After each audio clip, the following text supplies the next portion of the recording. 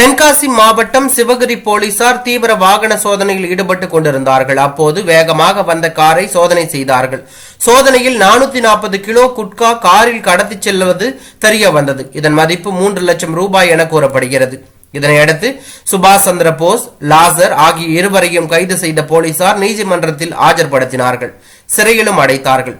கைதான சுபாஷ் சந்திரபோஸ் திமுக ஆலங்குளம் ஒன்றிய கவுன்சிலராகவும் அவருடைய மனைவி தமிழ்ச்செல்வி தென்காசி மாவட்ட பஞ்சாயத்து தலைவியாக உள்ளார் என்பதும், இதற்கிடையில் குட்கா வழக்கில் கைதான சுபாஷ் சந்திரபோஸ் கட்சியிலிருந்து அதிரடியாக நீக்கப்பட்டுள்ளார். இதுகுறித்து திமுக பொதுச் செயலாளர் துரைமுருகன் வெளியிட்டுள்ள அறிக்கையில், தென்காசி தெற்கு மாவட்டம் ஆலங்குளம் ஒன்றிய குழு உறுப்பினர் சுபாஷ் சந்திரபோஸ் கட்சி கட்டுப்பாட்டை மீறியும் கட்சிக்கு அவப்பெயர் ஏற்படும் வகையிலும் செயல்பட்டு வந்ததால் அடிப்படை உறுப்பினர் உள்ளிட்ட அனைத்து பொறுப்புகளிலிருந்தும் நிரந்தரமாக நீக்க வைக்கப்படுகிறார். இவரோடு திமுகவினர் எந்த தொடர்பும் வைத்துக் கொள்ளக்கூடாது என தெரிவிக்கப்பட்டுள்ளது பரபரப்பை ஏற்படுத்தியுள்ளது.